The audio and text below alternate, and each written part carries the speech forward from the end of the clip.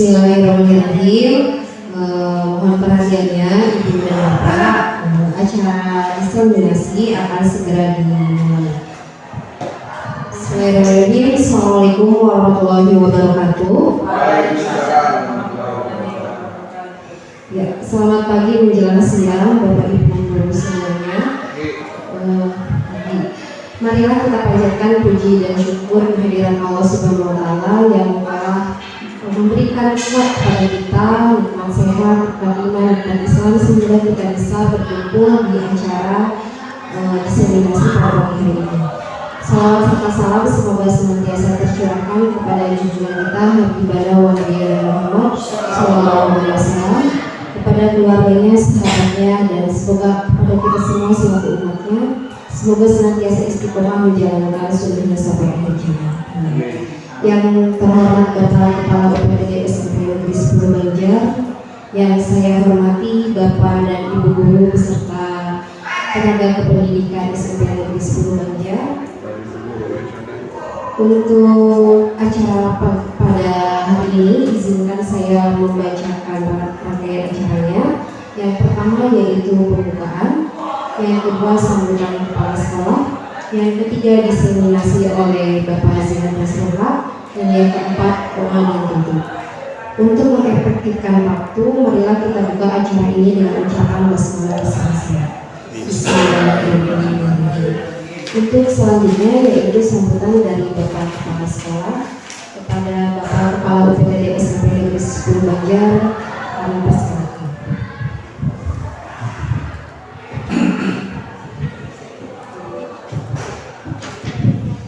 Bismillahirrahmanirrahim. Assalamualaikum warahmatullahi wabarakatuh.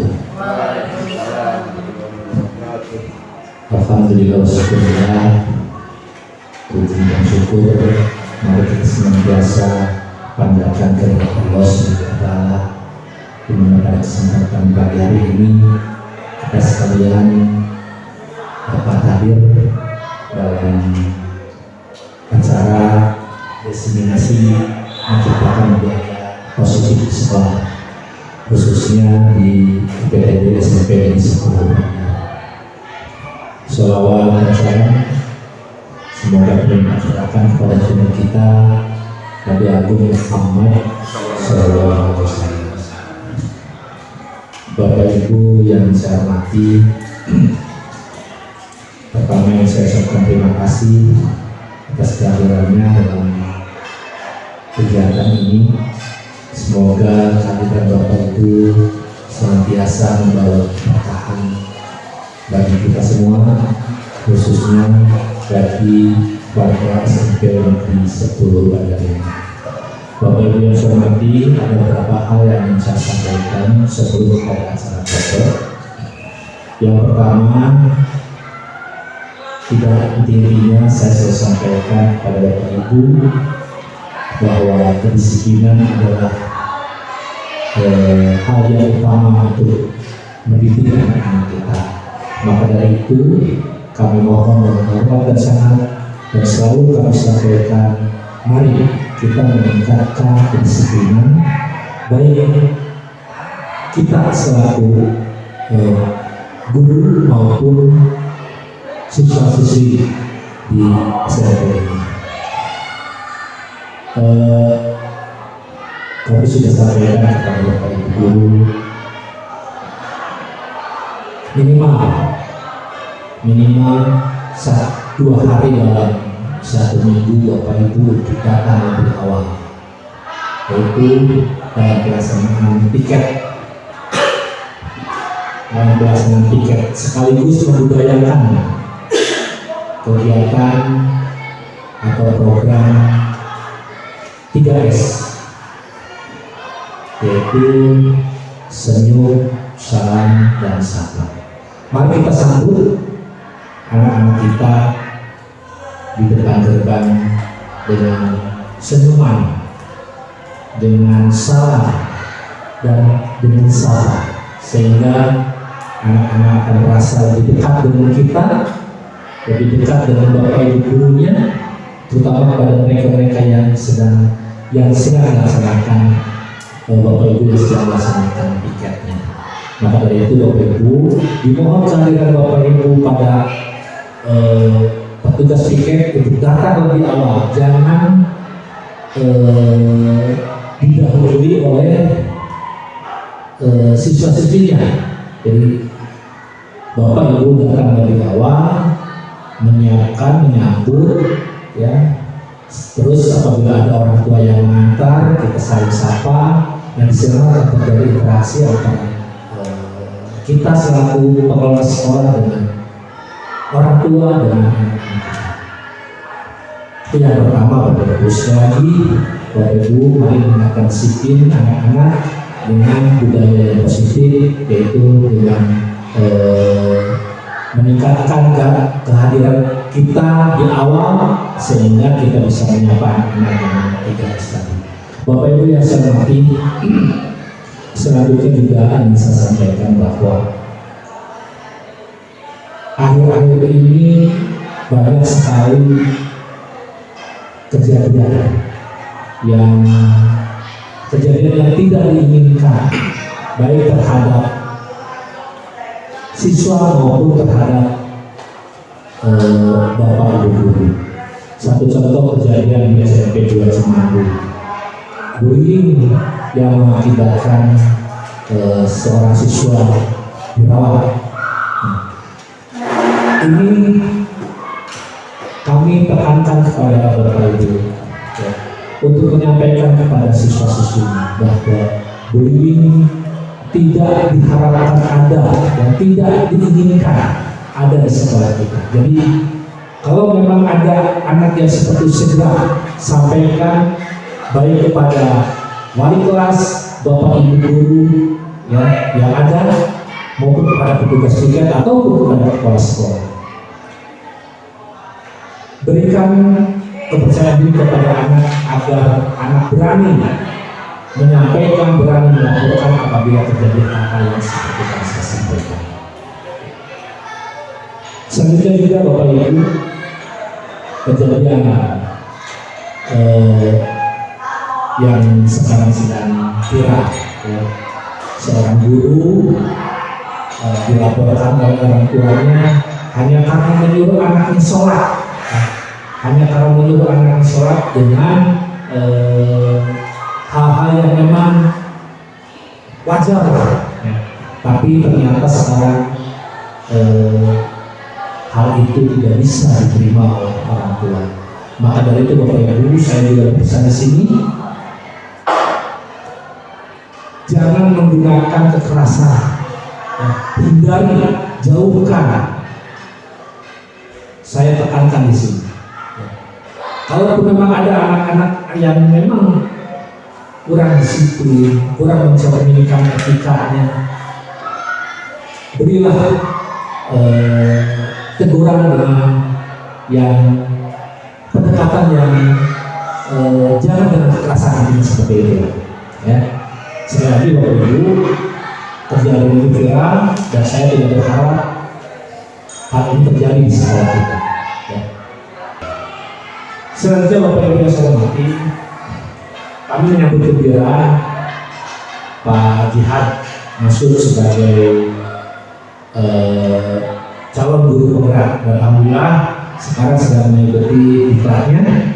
Mudah-mudahan kita doakan bersama Pak Jihad bisa sukses, lancar di dalam mengikuti kegiatan diklat calon guru penggerak ini. Dan Pak Jihad nanti akan menyampaikan tentang disiplинasi menciptakan budaya positif di sekolah, terutama di SMP di 10 Bayangkara. Selamat Pak Jihad, mudah-mudahan Pak Jihad diberi kelancaran dan sukses menjadi guru penggerak.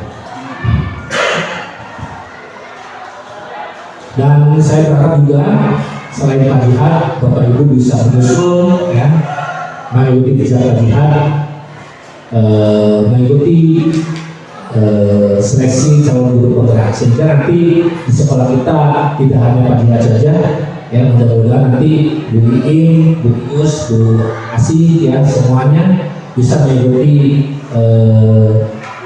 diklat calon guru berat. Bapak Ibu yang saya hormati, tidak banyak yang disampaikan. Terima kasih atas perhatiannya. Mohon maaf bila ada kata-kata yang tidak berkenan. Ya. Sekali lagi saya ucapkan selamat pada pelajar untuk mengikuti tingkat calon guru berat.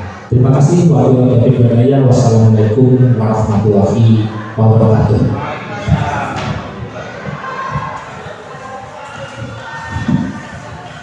Terima kasih kepada Bapak Kepala UPTD SMP Negeri 10 Banjar yang telah menyampaikan sambutannya.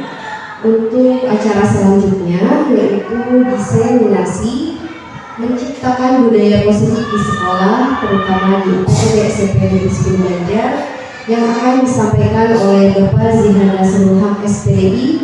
Beliau merupakan CGP atau calon guru penggerak angkatan 9 Kota Banjar, Jawa Barat. Kepadanya dipersilakan.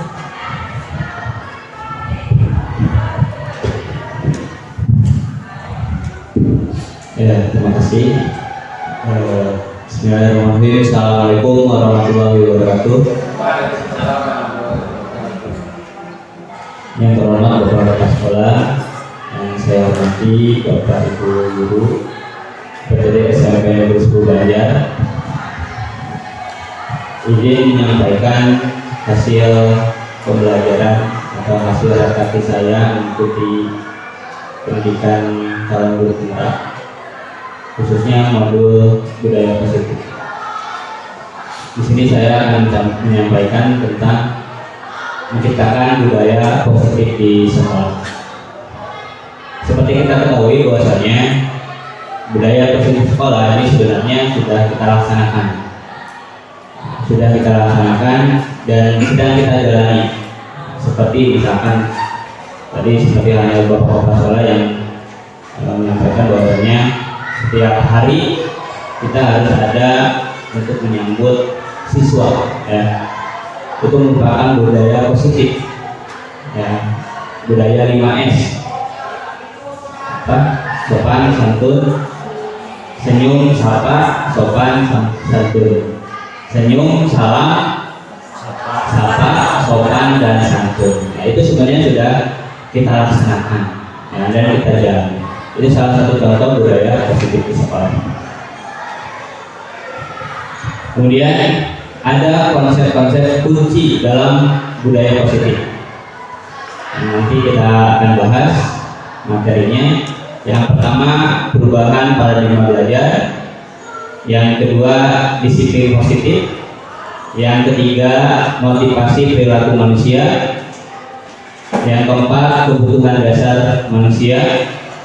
Yang kelima, posisi kontrol. Yang keenam, restitusi. Yang ketujuh, keyakinan kelas. Dan yang ke-8, segitiga restitusi. Nah, ini sebenarnya bisa juga diterapkan di rumah, ya, bukan hanya di sekolah, tapi bisa juga diterapkan di rumah.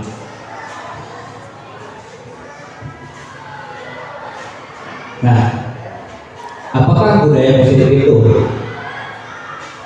Kita lihat, budaya positif itu adalah segala sesuatu yang berupa kebiasaan baik yang telah kita lakukan secara turun-temurun yang perlu dilestarikan. Pembentukan budaya positif dapat dilakukan dengan cara menerapkan disiplin positif. Disiplin positif merupakan pendekatan yang dirancang untuk mengembangkan murid menjadi pribadi yang bertanggung jawab, terhormat, dan kritis. Jadi sebenarnya budaya positif ini sudah kita laksanakan dan sudah kita jalani sebenarnya. Banyak kebiasaan kita, ya, budaya-budaya positif yang sudah kita jalani. Ya, dari mulai tadi, ya, budaya 5S, kemudian kebiasaan, ya, kebiasaan sholat duha, kebiasaan keagamaan, berdoa sebelum belajar, berdoa sesudah belajar, itu adalah budaya-budaya positif. Ataupun misalkan kita suka misalkan sebelum kita mulai pembelajaran di kelas itu kita selalu memperhatikan kesiapan belajar murid, ya, seperti hanya kelas harus dalam keadaan bersih, kemudian kerapihan pakaian, itu sebenarnya sudah kita laksanakan budaya positif. Kemudian perubahan paradigma belajar.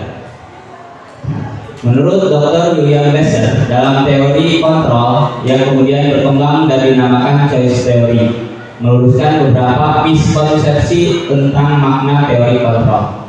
Nah, ini ada konsep yang sering kita salah dalam mengartikan. Pertama, ilusi guru mengontrol murid, ya. Ini adalah miskonsepsi. Kemudian ilusi bahwa semua penguatan positif efektif dan bermanfaat. Kemudian yang ketiga, ilusi bahwa kritik dan membuat orang merasa bersalah dapat menguatkan karakter. Yang keempat, ilusi bahwa orang dewasa memiliki hak untuk memaksa. Jadi ini miskonsepsi yang sering kita salah artikan, bahwasanya guru itu bisa mengontrol murid, bahwasanya penguatan positif efektif dan bermanfaat, bahwasanya kritik dan membuat orang itu merasa bersalah dapat menguatkan karakter, menyalahkan siswa dan lain sebagainya. Kemudian bahwa orang dewasa memiliki hak untuk memaksa itu sebenarnya salah, ya, miskonsepsi. Dengan demikian, kontrol seseorang terdapat pada dirinya sendiri. Tidak ada yang bisa mengontrol seorang selain dirinya sendiri. Orang lain hanya berperan dalam menumbuhkan motivasi intrinsiknya. Jadi tidak bisa, ya, kita sebagai seorang guru itu mengontrol murid, tidak bisa, ya. Jadi nanti dijelaskan tentang motivasi. Motivasi ada dua, ada motivasi intrinsik, kemudian ada motivasi ekstrinsik atau eksternal, dari luar. Kalau kita itu termasuk motivasi eksternal. Nah, di sini kita belajar untuk bagaimana menumbuhkan motivasi dalam diri siswa, ya. Ketika misalkan siswa patuh, taat, ya, itu harus dari kesadaran diri siswa. Tuh. Itu perubahan paradigma belajar kita, ya. Kemudian yang selanjutnya, bagaimana seseorang bisa berubah dari paradigma stimulus respon kepada pendekatan teori kontrol. Mungkin kita hanya mengetahui teori tentang stimulus respon, ya. Kemudian bila kita ingin membuat kemajuan perlahan sedikit-sedikit, ubahlah sikap atau perilaku Anda. Namun bila kita ingin memperbaiki cara-cara utama kita, maka kita perlu mengubah kerangka acuan kita. Ubahlah bagaimana Anda melihat dunia, bagaimana Anda berpikir tentang manusia, ubahlah paradigma Anda, skema pemahaman dan penjelasan aspek-aspek tertentu tentang realitas. Itu. Nah, ini perbedaan, ya. Yang kita ketahui hanya teori stimulus respon. Kita bandingkan dengan teori-teori kontrol. Kalau misalkan menurut stimulus respon, realitas atau kebutuhan itu sama. Menurut teori kontrol, kebutuhan kita itu berbeda. Semua orang melihat hal yang sama menurut stimulus respon. Menurut teori kontrol, setiap orang memiliki gambaran berbeda. Kemudian kita mencoba mengubah orang agar berpandangan sama dengan kita. Menurut teori kontrol, kita berusaha memahami pandangan orang lain tentang dunia. Kemudian perilaku buruk dilihat sebagai suatu kesalahan. Menurut teori kontrol, semua perilaku memiliki tujuan. Stimulus respon, orang lain bisa mengontrol saya. Kalau menurut teori kontrol, hanya Anda yang bisa mengontrol diri Anda. Kemudian saya bisa mengontrol orang lain, Anda tidak bisa mengontrol orang lain. Pemaksaan ada pada saat bujukan gagal. Menurut teori kontrol, kolaborasi dan konsensus menciptakan pilihan-pilihan baru. Kemudian menurut stimulus respon, model berpikir menang atau kalah. Kalau menurut teori kontrol, model berpikir menang-menang. Nah, ini yang akan kita pelajari sekarang tentang teori kontrol, ya. Bagaimana kita itu memiliki minat dan bakat yang berbeda, ya. Kita tidak bisa mengontrol orang lain, tapi kita harus bisa mengontrol diri sendiri dulu, ya. Kemudian menumbuhkan motivasi dalam diri Anda, ya, kesadaran diri Anda. Selanjutnya, di sini ada disiplin positif, kemudian ada 3 motivasi perilaku manusia. Disiplin positif merupakan suatu cara penerapan disiplin tanpa kekerasan dan ancaman. Dalam penerapan disiplin positif, ini anak diajarkan untuk memahami konsekuensi dan perilaku yang telah diperbuatnya. Tujuan disiplin positif adalah menanamkan motivasi intrinsik pada murid untuk menjadi orang yang mereka inginkan dan dapat menghargai dirinya sendiri dengan nilai-nilai yang mereka percaya. Motivasi tersebut merupakan motivasi yang berdampak jangka panjang. Motivasi tersebut tidak akan terpengaruh oleh hukuman atau hadiah. Jadi banyak mungkin ya pemahaman-pemahaman yang dulu ya, bahwa menerapkan disiplin itu harus dengan paksaan, harus dengan kekerasan, ancaman dan lain sebagainya ya. Padahal disiplin positif itu tanpa kekerasan, tanpa ancaman ya. Jadi memahami, menumbuhkan anak, motivasi anak dalam dirinya sendiri, menumbuhkan kesadarannya ya, itu termasuk disiplin positif. Mengajarkan anak memahami konsekuensi atau perilaku yang dia telah lakukan. Jadi ketika perilaku salah itu terdapat konsekuensinya, ya, bukan hukuman dan lain sebagainya. Itu disiplin positif. Kemudian selanjutnya ada 3 motivasi perilaku manusia. Yang pertama, 3 motivasi perilaku manusia yang pertama itu adalah untuk menghindari ketidaknyamanan dan hukuman. Yang kedua, untuk mendapatkan imbalan atau penghargaan. Yang ketiga, untuk menjadi orang-orang yang mereka inginkan dan menghargai diri sendiri dengan nilai-nilai yang mereka percaya. Itu ada 3 motivasi perilaku manusia ini secara umum. Selanjutnya, kata disiplin sering dikaitkan dengan tata tertib teratur dan kepatuhan pada peraturan. Ini ya, biasanya kita berpikir bahwasanya disiplin itu taat pada peraturan, taat pada tata tertib. Padahal bukan itu. Kata disiplin juga dihubungkan dengan hukuman, padahal itu sungguh berbeda. Karena belajar tentang disiplin positif tidak harus dengan memberi hukuman, tidak harus dengan memberi hukuman. Justru itu adalah salah satu alternatif terakhir. Itu alternatif terakhir kalau tidak ada lagi cara, dan kalau perlu tidak digunakan. Itu yang dinamakan disiplin positif. Jadi hukuman itu sebenarnya ya, kalau perlu itu tidak ada ya, kalau perlu. Tapi kalau misalkan tidak ada lagi cara lain, itu termasuk alternatif yang terakhir yang digunakan. Ki Hajar Dewantara dan Dian Gosen berpendapat bahwa disiplin itu dapat membuat seseorang menggali potensinya menuju kepada sebuah tujuan suatu yang dihargai dan bermakna.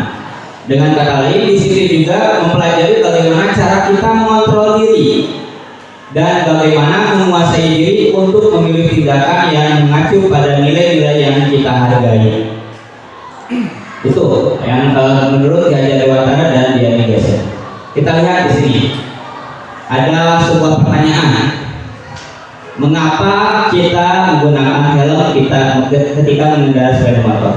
Mengapa kita harus mencuci tangan, menggunakan masker dan jaga jarak? Ini waktu zaman pandemi ya. Mengapa kita harus datang tepat waktu di sekolah? Pertama, mengapa kita menggunakan helm ketika mengendarai sepeda motor? Kenapa? Untuk keselamatan ya, untuk menghindari ketidaknyamanan atau hukuman biasanya ya. Jadi biasanya bisik tapi lampu polisi ya. Jadi ketika bawa helm karena memang ya yang kebiasaan nggak pakai helm misalnya. Jadi pakai helm supaya jadi tulang gitu kan. Berarti motivasinya tadi ya, termasuk motivasinya itu untuk menghindari ketidaknyamanan atau hukuman. Berarti kalau misalkan kita ya untuk menghindari ketidaknyamanan hukuman, muncul pertanyaan, apa yang akan terjadi apabila saya tidak melakukannya. Ya. Berarti munculnya itu termasuk motivasi eksternal. Karena apa? Takut polisi, takut dihukum, ya, takut ditilang gitu. Itu ya, ini jenis-jenis motivasi. Kemudian selanjutnya, mengapa kita harus mencuci tangan, menggunakan masker dan menjaga jarak? Kenapa? Supaya tidak sakit. Nah, ini mah untuk mendapatkan imbalan atau penghargaan dari orang lain, ya, supaya dipuji, ya, supaya apa? Oh, orangnya bersih dan sebagainya, ya, mendapatkan penghargaan, dipuji oleh orang lain. Makanya muncul pertanyaan, apa yang akan saya dapatkan apabila saya melakukannya?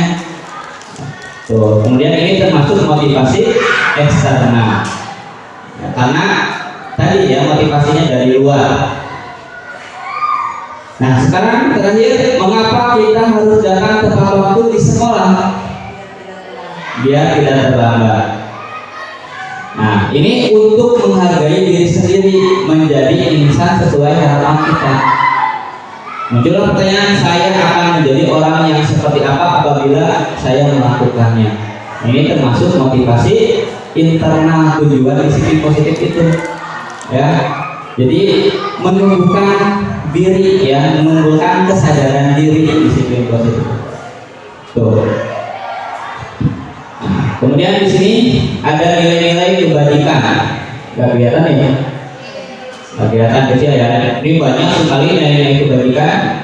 Banyak lah ya nilai-nilai kebaikan. Oh, mungkin kita lebih kenal sifat-sifat terpuji lah. Ya. Ini dirangkum ada 6 ya, ada 6 institusi ya. Ada profil kerajaan Pancasila dan lain sebagainya. Nah, yang jadi pertanyaan, nilai-nilai kebajikan apa yang Anda rasakan penting saat ini untuk ditanamkan pada murid-murid di sekolah? Mengapa? Kira-kira apa nilai-nilai kebaikannya? Disiplin gitu ya. Apalagi bertanggung jawab, jujur, apalagi kira-kira? Apa?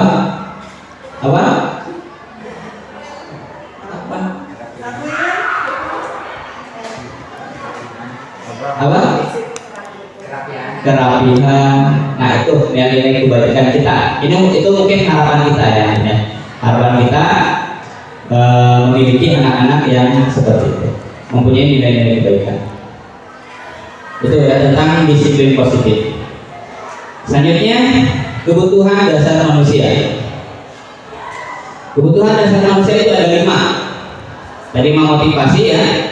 Motivasi yang pertama itu untuk menghindari hukuman, yang kedua untuk mendapatkan imbalan, yang ketiga untuk menghargai diri sendiri. Yang kita harapkan itu dari 3 motivasi itu adalah motivasi untuk menghargai diri sendiri, karena itu muncul dari motivasi internal ya, atau motivasi intrinsik. Sekarang ada 5 kebutuhan dasar manusia. Yang pertama kebutuhan bertahan hidup. Yang kedua cinta dan kasih sayang. Yang ketiga kebebasan. Yang keempat kesenangan. Yang kelima kekuasaan. Itu ada 5 kebutuhan dasar manusia menurut teori. Selanjutnya ini ada pertanyaan ya. Kelihatan nggak? Nggak kelihatan ya. Dinda, seorang anak kelas 3 SD, begitu tiba di rumah sepulang dari sekolah, menangis dan mengadu pada ibunya bahwa dia benci pada Ibu Rani, gurunya. Menurut Anda, kebutuhan apa yang berusaha dipenuhi oleh Dinda? Jika jawabannya seperti ini, bila Anda berada pada posisi Ibu Rani dan mendengar informasi dari ibunya Dinda tentang perasaan Dinda hari itu, apa yang akan Anda lakukan pada Dinda besok ketika Dinda masuk sekolah agar kebutuhan Dinda terpenuhi? Ada pertanyaan ya, nanti jawab sama-sama. Yang pertama, jawaban Dinda yang pertama, Ini nyambung sama yang tadi yang 5 kebutuhan dasar manusia. Ada apa aja tadi? Bertahan hidup, cinta dan kasih sayang, kebebasan, kesenangan, kekuasaan. Jawaban Ida yang pertama, ibu guru bilang, aku tidak boleh bersenandung sewaktu mengerjakan tugas. Katanya, kelas harus tenang, tidak ada suara. Kan gak seru jadinya. Kira-kira apa kebutuhannya? Kebebasan, kesenangan. Ya, karena tidak senang nyanyi ketika guru ini sedang menjelaskan. Kemudian ada lagi jawaban Linda yang kedua. Ibu guru tidak menyapaku hari ini, padahal aku pakai jepit rambut baru. Kasih sayang. Ya, kasih sayang dan rasa diterima, cinta dan kasih sayang atau perhatian mungkin ya, caper, pengen dipuji ya, punya jepit baru. Kemudian aku bosen, masa belajarnya cuma gitu-gitu aja, dengerin ibu guru aja. Apa jawabannya? Aku bosen, masa belajarnya cuma gitu-gitu aja, dengerin ibu guru aja. Kesenangan, kebebasan. Ya. Kemudian aku sebel, gambarku tidak rapi, malah ibu guru menunjukkan ke teman-temanku di depan kelas. Penguasaan, ya tuh. Nah ini merupakan kebutuhan-kebutuhan yang biasanya dimiliki oleh anak. Ya, ketika misalkan kita ada masalah di kelas, misalkan ya, ada misalkan ketika guru menjelaskan, kemudian ada anak yang ngobrol, berarti apa kebutuhan dasar manusia tersebut? Ya, bisa kita analisis. Nah, itu contoh mungkinnya ini nggak kelihatannya, kelihatan. Ini juga sama ya. Langsung ke posisi kontrol. Ada posisi kontrol ya. Yang pertama sebagai penghukum. Yang kedua sebagai pembuat merasa bersalah. Yang ketiga sebagai teman. Yang keempat sebagai pemantau. Yang kelima sebagai manajer. Ini posisi kontrol. Yang pertama, Adi yang terlambat hadir di sekolah. Kelihatan nggak? Kelihatan. Kalau misalkan posisinya penghukum, nadanya suara tinggi, bahasa tubuh, mata melotot, dan jari telunjuk menunjuk hadir. Terlambat lagi, pasti terlambat lagi. Selalu datang terlambat. Kapan bisa datang tepat waktu? Tanyakan kepada diri Anda. Bagaimana perasaan murid bila guru berbicara seperti itu pada saat muridnya datang terlambat? Hasilnya kemungkinan murid marah, ya, murid angkot gitu ya, dan mendendam atau bersifat agresif. Bisa jadi sudah kembali dulu, murid tersebut akan mencoret-coret bukunya atau meja tulisnya lebih buruk lagi. Sebelum sekolah, murid melihat motor atau mobil bapak ibu guru dan akan menggores kendaraan tersebut dengan paku. Ya, nah, itu kalau misalkan posisi penghukum, ya, ada anak terlambat lebih dimarahi. Kemudian yang kedua, pembuat merasa bersalah. Nada suaranya memelas, halus, sedih. Bahasa tubuhnya merapat pada anak lesu. Adi, kamu ini bagaimana ya? Kamu sudah berjanji dengan ibu tidak akan terlambat lagi. Kamu kenapa ya senang sekali mengecewakan ibu? Ibu benar-benar kecewa sekali. Bagaimana perasaan murid bila ditegur seperti cara ini? Hasilnya, murid akan merasa bersalah, bersalah telah mengecewakan ibu atau bapak gurunya, murid akan merasa menjadi orang yang gagal dan tidak sanggup membahagiakan orang lain. Kadang-kala sikap seperti ini lebih berbahaya dari sikap penghukum, karena emosi akan tertanam rapat di dalam. Murid menahan perasaan, tidak seperti murid dengan guru penghukum, di mana murid bisa menunjukkan amarahnya walaupun dengan cara negatif. Murid tertekan seperti inilah yang tiba-tiba bisa meletus amarahnya dan bisa menyakiti diri sendiri atau orang lain. Tuh, ya, pembuat merasa bersalah. Ini nggak kelihatannya? Ya, jelas. Kemudian sebagai teman,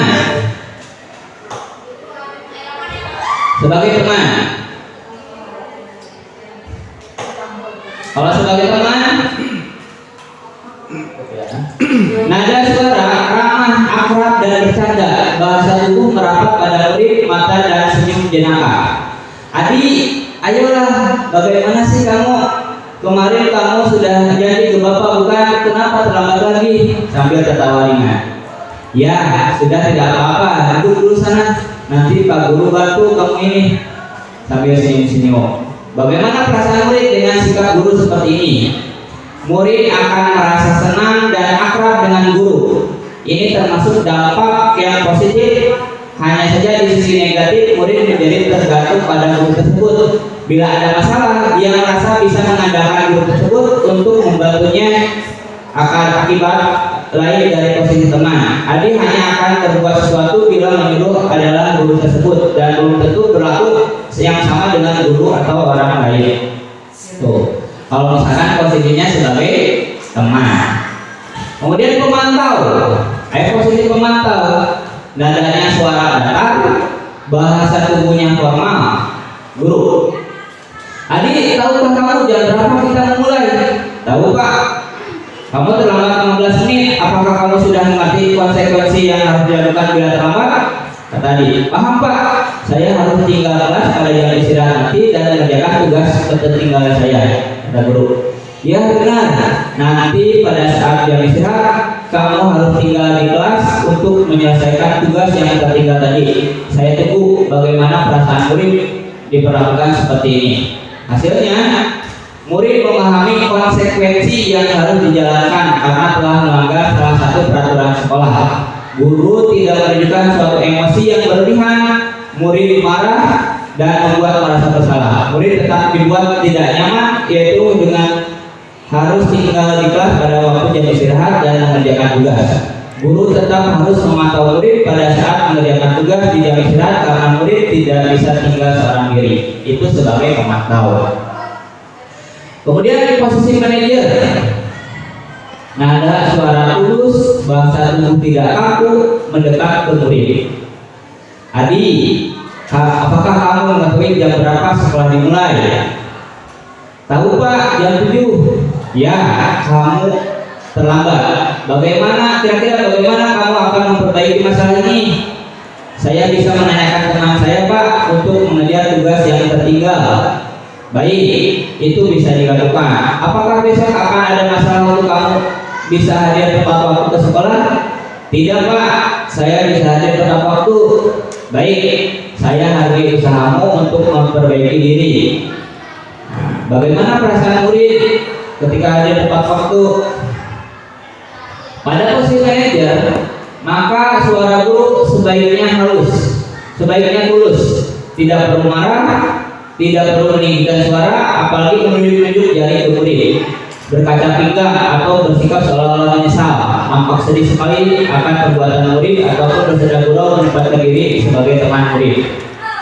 Fokus ada pada murid, bukan untuk membahagiakan guru atau orang tua. Murid sudah mengetahui adanya suatu masalah dan sesuatu perlu terjadi. Bila guru mengambil posisi pemantau, guru akan melihat apa konsekuensinya, apa peraturannya. Namun pada posisi manajer, guru akan memberikan tanggung jawab pada murid untuk mencari jalan keluar permasalahannya, tentu dengan bimbingan guru.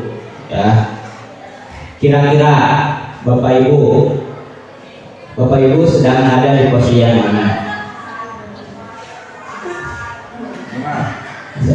Posisi yang mana? Penghukum, pembuat merasa bersalah, teman, pemantau, manajer.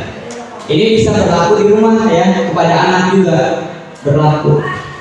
Menerima penghukum langsung marah-marah ya. Kalau pembuat merasa bersalah hanya sedih ya, merasa bersalah ke anaknya juga. Kalau teman kita itu sebagai teman ya, sebagai sambil bercanda. Kalau pemantau mah lebih ke inilah konsekuensinya ya, kalau kamu salah ini konsekuensinya. Kalau manajer ini lebih digali tanggung jawab murid ya, memperbaiki diri. Tuh. Nah seharusnya kita itu ada berada di posisi manajer.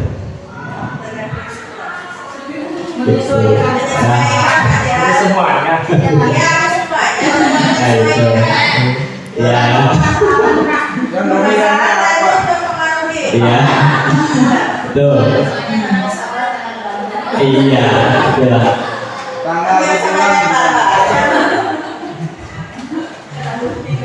Nah ini ya, ada ini ya, yang tadi ada penghukum, pembuat rasa bersalah, teman, pemantau, manajer. Identitas gagal ya. Kalau kita sebagai penghukum dan pembuat merasa bersalah, itu gagal. Termasuk identitas sukses itu teman, pemantau, manajer. Nah, tapi kalau misalkan untuk menumbuhkan motivasi intrinsik, menumbuhkan motivasi internal anak atau murid, itu kita harus berada di posisi manajer. Itu ya, betul ya, untuk menumbuhkan motivasi intrinsik.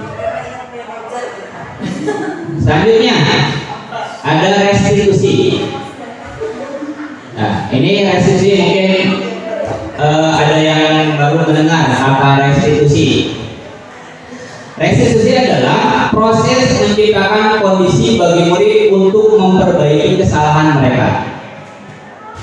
Ini proses untuk menciptakan kondisi murid untuk memperbaiki kesalahan mereka, sehingga mereka bisa kembali pada kelompok mereka dengan karakter yang lebih kuat. Restitusi juga merupakan proses kolaboratif yang mengajarkan murid untuk mencari solusi untuk masalah mereka dan membantu murid berpikir tentang orang seperti apa yang mereka inginkan dan bagaimana mereka harus memperlakukan orang lain. Itu restitusi. Ini cara kita ketika misalkan ada anak yang bermasalah atau yang tidak taat, itu restitusi caranya untuk menyelesaikan, untuk memperbaiki kesalahan mereka. Nah, ada 3 perbedaan. Ada hukuman, ada konsekuensi, ada restitusi. Kalau hukuman udah jelas itu termasuk identitas gagal. Ya. Kalau konsekuensi ini masih dalam tahap identitas sukses. Konsekuensi. Perbedaannya, kalau hukuman sesuatu yang menyakitkan harus terjadi. Kalau kayak konsekuensi sesuatu harus terjadi. Kalau restitusi merupakan pilihan. Restitusi merupakan pilihan. Hukuman itu tidak nyaman untuk murid untuk jangka waktu yang panjang. Kalau konsekuensi tidak nyaman untuk murid untuk jangka waktu pendek. Kalau restitusi menguatkan untuk murid dalam jangka waktu panjang. Kemudian hukuman itu korban mendapatkan keadilan, konsekuensi korban bisa diabaikan, restitusi korban mendapatkan ganti. Hukuman murid anak akan tersakiti, konsekuensi murid anak dibuat tidak nyaman. Kalau restitusi murid anak mendapatkan penguatan. Kita bisa ambil contoh misalkan anak misalkan terlambat sekolah, langsung dihukum, misalkan lari keliling lapangan, itu hukuman. Itu bisa membuat tidak nyaman kepada anak tersebut dalam waktu jangka panjang. Terus diingat misalkan, kalau 10 tahun 20 sudah ingat. Kalau konsekuensi membuat murid tidak nyaman, oh udah tahu ya bahwasanya terlambat sekolah itu harus terlambat pelajaran. harus tahu konsekuensinya. Kalau restitusi mendapatkan penguatan, digali ininya kesalahannya, kemudian diperbaiki kesalahannya, kemudian mendapatkan solusi permasalahannya, restitusi. Ya. Itu ya sedikit tentang perbedaan antara hukuman, konsekuensi, dan restitusi. Kemudian selanjutnya, nah ini ada pertanyaan. Mencatat 100 kali di dalam buku kalimat saya tidak akan terlambat lagi karena terlambat ke sekolah. Hukuman atau konsekuensi? Konsekuensi, ya. Tuh. Kemudian lari mengelilingi lapangan basket 2 kali karena terlambat hadir di sekolah. Hukuman atau konsekuensi? Hukuman. Membersihkan coretan yang dibuatnya di meja tulis. Konsekuensi. Murid diminta untuk push up 15 kali karena tidak menggunakan masker ke sekolah. Hukuman. Menggantikan kertas tugas teman yang telah dicoret. Berjemur di lapangan. Murid diminta bertelanjang kaki sepanjang hari karena tidak menggunakan sepatu.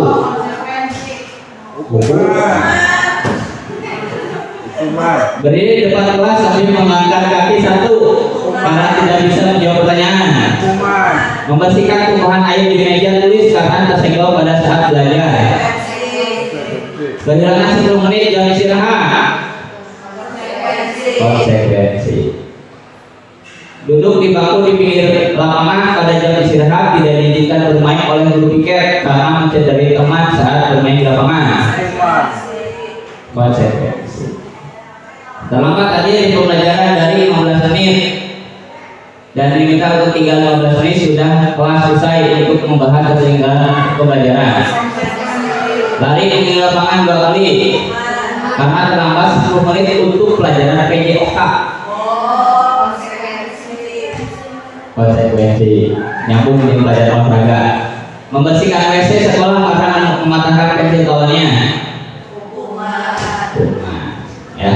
Jadi perbedaan antara hukuman dan konsekuensi. Konsekuensi itu masih bisa kita laksanakan konsekuensi itu.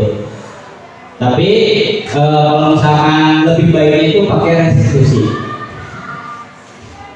Nah, ya dihukum oleh penghargaan. Nah, kita berpikir bahwasanya penghargaan itu baik. Ya, penghargaan itu baik. Padahal penghargaan itu ada tidak baiknya. Ada tidak baiknya. Contoh misalkan di sini, menurut Alvin Tuhan, saat kita berulang kali menjadikan hadiah kepada anak-anak agar berperilaku bertanggung jawab, atau kepada seorang murid agar mempelajari sesuatu yang baru, atau kepada seorang karyawan agar melakukan pekerjaan yang berkualitas, kita sedang berasumsi mereka tidak dapat melakukannya atau mereka tidak akan memilih untuk melakukannya. Jadi hadiah atau penghargaan itu sebenarnya menghukum anak. Karena apa? Untuk motivasinya itu bukan dari internal, tapi dari eksternal. Ketika misalkan tidak ada penghargaan, itu tidak dilakukan. Tuh, ya. Jadi sebenarnya penghargaan juga itu termasuk ada yang tidak baiknya. Nah, ini pengaruhnya jangka pendek dan jangka panjang. Penghargaan tidak efektif. Penghargaan merusak hubungan. Penghargaan mengurangi ketepatan. Penghargaan menurunkan kualitas. Penghargaan mematikan kreativitas. Penghargaan menghukum. Tuh, bahkan penghargaan itu termasuk menghukum anak.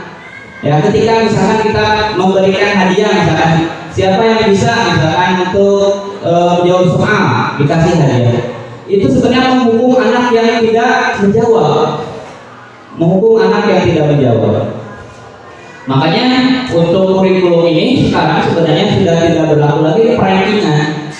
Ya, sebenarnya sudah tidak berlaku lagi perankingan karena ketika kita meranking, misalkan ada ranking 1, ranking 2, ranking 3, itu sebenarnya mendukung yang tidak masuk ranking. Ya, tidak yang mendukung yang tidak masuk ranking sebenarnya seperti itu. Jadi penghargaan itu sebenarnya sama saja juga mendukung menurut teori Alfie Kohler. Ya. Jadi sebenarnya bisa dilaksanakan penghargaan itu sebatas pujian saja ya, kalau pujian itu boleh katanya dalam jangka pendek. Jadi intinya itu adalah kita harus menumbuhkan motivasi internal. Jadi motivasi dalam diri ya anak yang harus kita tentukan. Betul. Kemudian keyakinan kelas. Keyakinan kelas adalah nilai-nilai kebaikan atau prinsip-prinsip universal yang disepakati bersama secara universal, lepas dan latar belakang suku, negara, bahasa maupun agama. Menurut dosen, suatu keyakinan akan lebih motivasi seseorang dalam diri dan dari dalam atau motivasi secara intrinsik, seseorang akan lebih bergerak dan bersemangat untuk menjalankan keyakinannya daripada hanya sekedar mengikuti serangkaian peraturan pembentukan keyakinan kelas. Nah, kita mungkin mendengar tentang keyakinan kelas. Nah, ini yang harus kita terapkan ya, keyakinan kelas itu. Jadi sebenarnya untuk kurikulum mereka itu sudah tidak ada lagi namanya tata tertib atau peraturan. Yang ada adalah keyakinan kelas. Nah, awalnya mungkin kita ada yang namanya kesepakatan kelas dulu. Disepakati apa yang akan disepakati, ya nilai-nilai yang akan disepakati di kelas. Kemudian dari kesepakatan kelas itu tumbuh nilai-nilai kebaikan yang dimaksud dengan keyakinan kelas. Keyakinan kelas 9A, 9B dan semuanya digabung menjadi keyakinan sekolah. Nah, itu yang harus kita yang anak-anak harus yakini ya, tumbuh. Makanya tidak ada lagi yang kalau misalkan melanggar keyakinan kelas berarti harus ada konsekuensinya gitu. Nah, ini ada prosedur pembentukan keyakinan sekolah atau kelas. Pertama, mungkin ya pendapat dari murid apa saja yang mereka inginkan di kelas, kemudian mencatat semua masukan-masukan, kemudian susunan keyakinan ini merupakan kalimat-kalimat yang positif. Ya, contohnya misalkan jangan berlari di kelas, diganti menjadi berjalanlah di kelas atau koridor. Kemudian ditinjau kembali ada apa nilai-nilai kebajikannya tadi ya, nilai-nilai kebajikan tadi. Itu dibuat. Kemudian keyakinan kelas ini jangan terlalu sedikit, jangan terlalu banyak. Kalau misalkan dia di aturan 5 sampai 7 nilai ya keyakinan kelas. Kemudian ditinjau ulang keyakinan kelas tersebut sama-sama. Kemudian ditempel, kemudian ditandatangani oleh mahasiswa, kemudian ditempel di kelas untuk keyakinan kelas. Contohnya misalkan ini seperti ini, contoh keyakinan kelas. Ada mendengarkan penjelasan dari guru, meminta maaf jika melakukan kesalahan, datang tepat waktu, dan lain sebagainya. Jadi kesepakatan kelas menjadi keyakinan kelas. Kemudian segitiga restitusi. Nah, ini segitiga restitusi itu ada 3 langkah. Pertama, menstabilkan identitas. Yang kedua, validasi tindakan yang salah. Yang ketiga, menanyakan keyakinan. Ketika misalkan ada anak yang berbuat kesalahan, dipanggil, kemudian ini yang kita lakukan. Pertama, menstabilkan identitas. Yang kedua, validasi tindakan yang salah, kemudian menanyakan keyakinan tadi ya, sesuai dengan keyakinan kelas. Ini ada contoh video.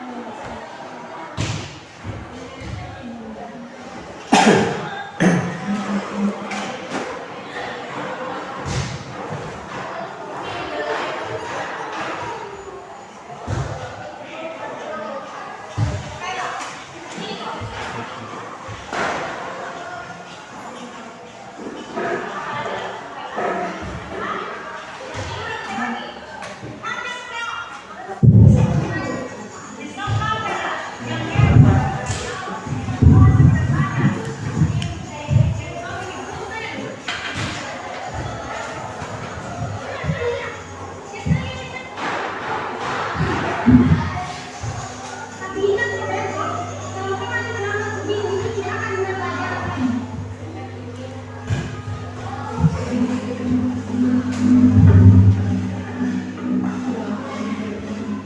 Selamat pagi anak-anak.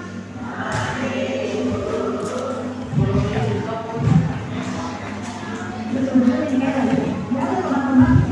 Mari setiap kali tidak ada anak-anak di kelas.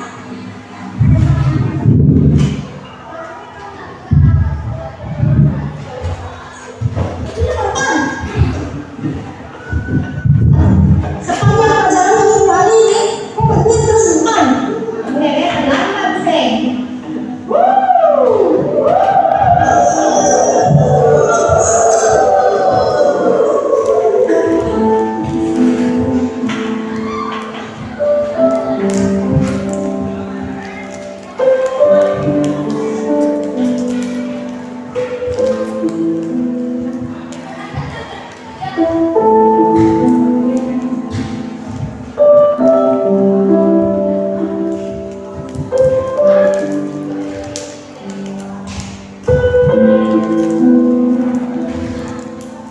Sudah 1 jam lebih nih kayak Anda.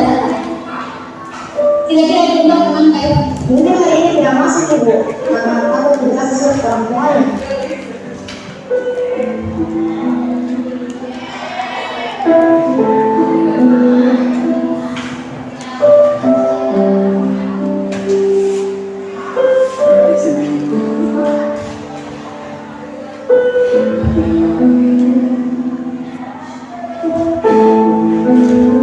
Pagi anak-anak.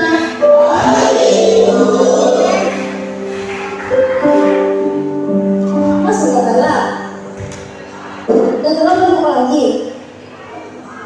Kalau bukan. No, berarti kondisi.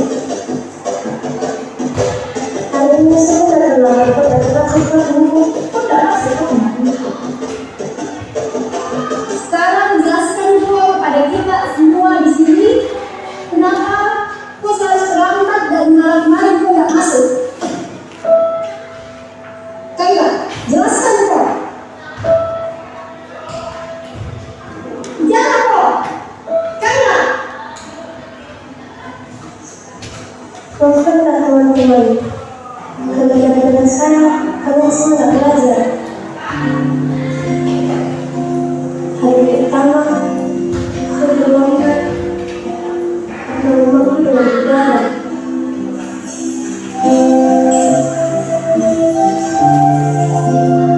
Lalu sekarang kita di rumah sakit, sebelum ke sekolah.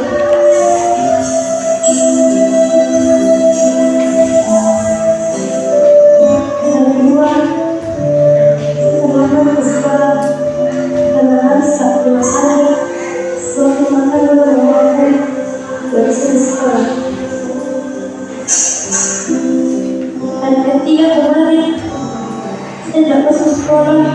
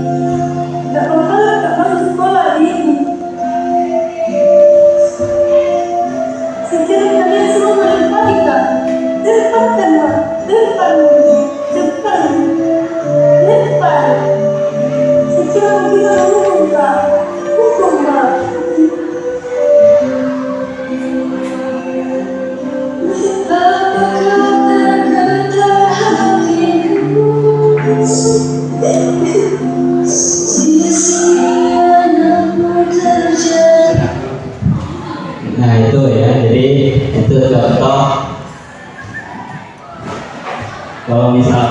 kita langsung menghukum anak ya tanpa tahu alasannya itu apa ya ketika anak tersebut terlambat. Selanjutnya mungkin di sini ada contoh segitiga restitusi, apa yang harus kita lakukan ketika kita apabila ada anak yang berbuat salah ya, apa yang harus kita lakukan. Ini saya bikin videonya, bagaimana restitusi itu.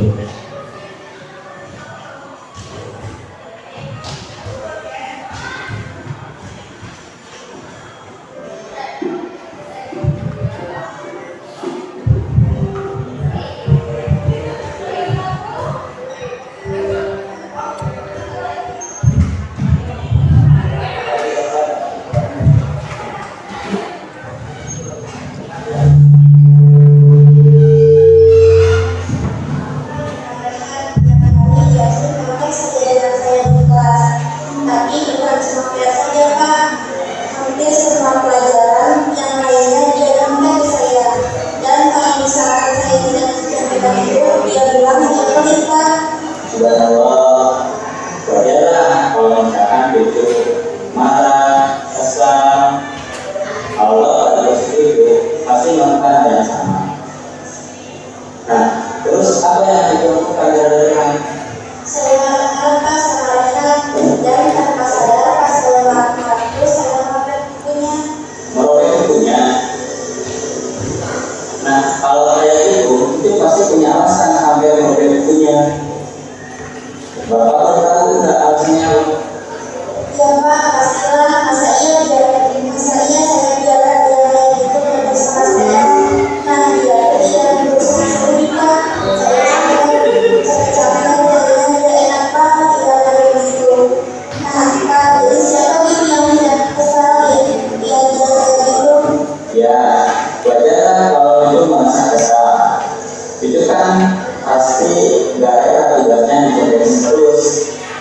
Nah, ya Bapak sih sebenarnya sangat menghargai tindakan yang itu lakukan, tidak lebih buruk daripada tadi, seperti memukul atau misalkan melakukan tindakan fisik yang lainnya.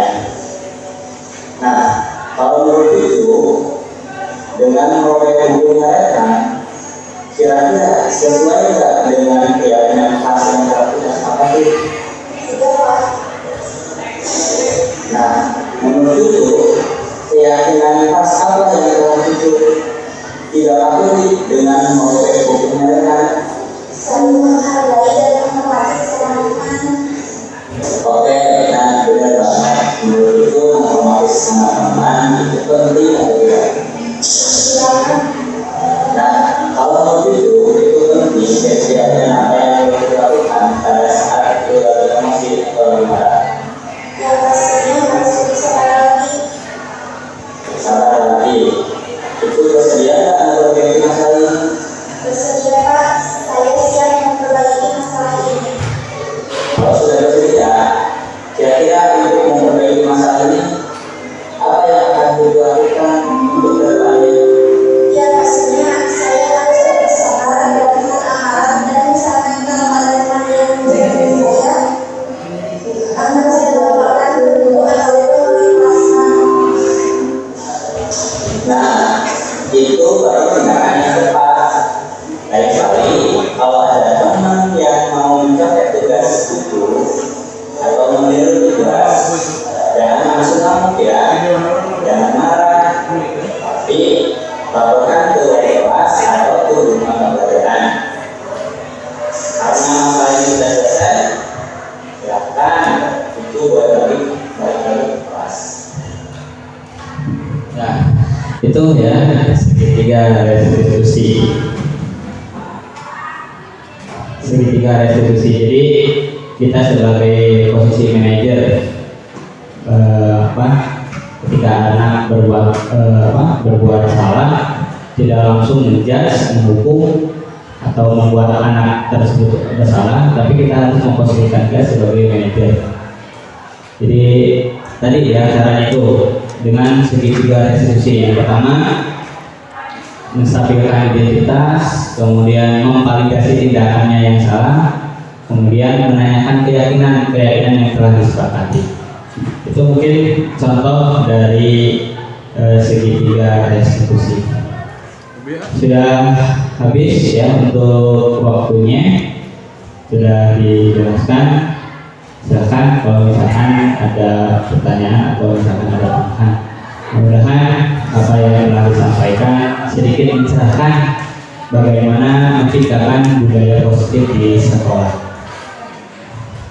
Dan tadi sudah dijelaskan, mudah-mudahan kita bisa belajar terus bagaimana posisi kontrol kita yang baik itu seperti apa. Minimal kalau misalkan belum sebagai manajer ya tadi sebagai pemantau. Kemudian untuk menerapkan itu diusahakan jangan ada hukuman, tapi minimal konsekuensi. Ya, lebih baiknya pakai restitusi. Itu saja mungkin yang bisa disampaikan. Ada pertanyaan mungkin? Ditutup saja. Nanti diserahkan ke moderator. Bismillahirrahmanirrahim. Assalamualaikum warahmatullahi wabarakatuh. Waalaikumsalam warahmatullahi wabarakatuh.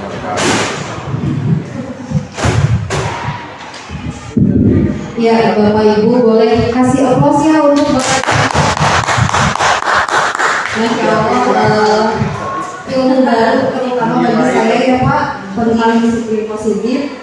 Terima kasih sekali lagi kepada Bapak Jihad Rasulullah yang telah menyampaikan diseminasi mengenai budaya positif di lingkungan sekolah.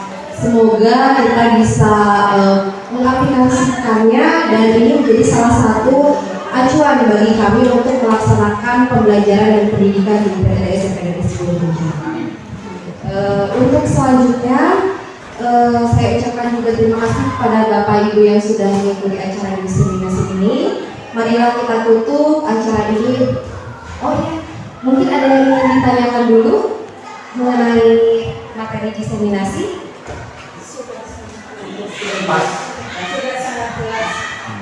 Alhamdulillah sudah sangat jelas Pak Jihan ternyata ya pemaparan materinya. Sekali lagi semoga itu dapat kita aplikasikan dan menjadi salah satu acuan untuk melaksanakan pembelajaran dan pendidikan di PTD SMP Negeri 10. Dan kalau tidak ada yang ditanyakan, marilah kita tutup acara ini dengan ucapan hamdalah. Saya selaku moderator undur diri, mohon maaf apabila ada kata-kata yang kurang berkenan. Wabillahi taufiq wal hidayah. Wassalamualaikum warahmatullahi wabarakatuh. Waalaikumsalam warahmatullahi wabarakatuh.